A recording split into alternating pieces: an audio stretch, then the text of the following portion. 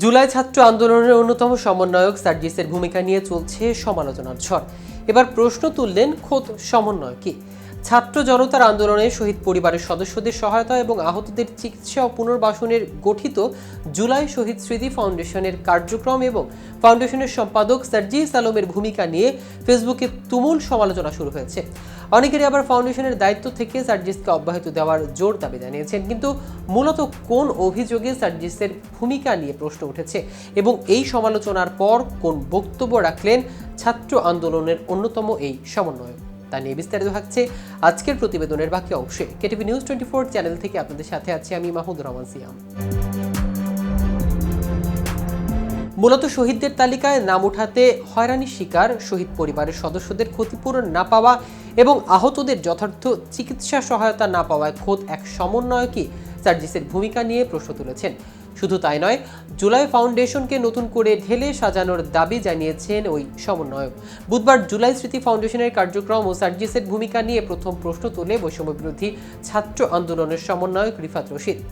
নিজের ফেসবুক ওয়ালে সার্জিসকে উদ্দেশ্য করে তিনি লেখেন, জুলাই স্মৃতি ফাউন্ডেশনকে এক সপ্তাহের মাঝে ফাংশনাল করুন, অন্যথায় আপনাদের বিরুদ্ধে আমরা সর্বস্তরের জনগণ কঠোর আন্দোলন করে তুলব।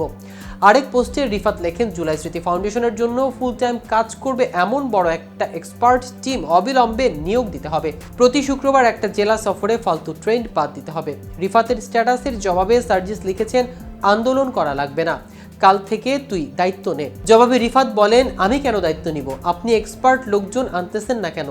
মেডিকেল, হেলথ, ইকোনমিক সহ এই সেক্টরে এক্সপার্ট মানুষজন অনেক, যারা সারা দেশে অসংখ্য গ্রুপ, আর্কাইভ ও স্বেচ্ছাসেবক হিসেবে স্টাবলিশ হয়েছে।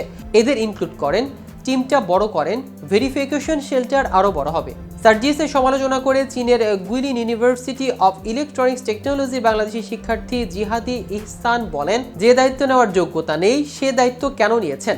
ছোট লোকের সবচেয়ে বড় সমস্যা হলো পাইলে সব খাইতে চায়, হজম করার কথা ভুলে যায়। অথচ কত বড় আহাম্মক হলে রিফাতকে বলে, তুই কাল থেকে দায়িত্ব নে। তুমি দায়িত্ব নিয়েছো কেন? শহীদদের রক্তের সঙ্গে তামাশা করতে, বললেন জিহাদ। রিফাতের মন্তব্যে সার্জিস যে জবাব দিয়েছেন তার সমালোচনা করেছেন কবি হাসান রোবায়েত।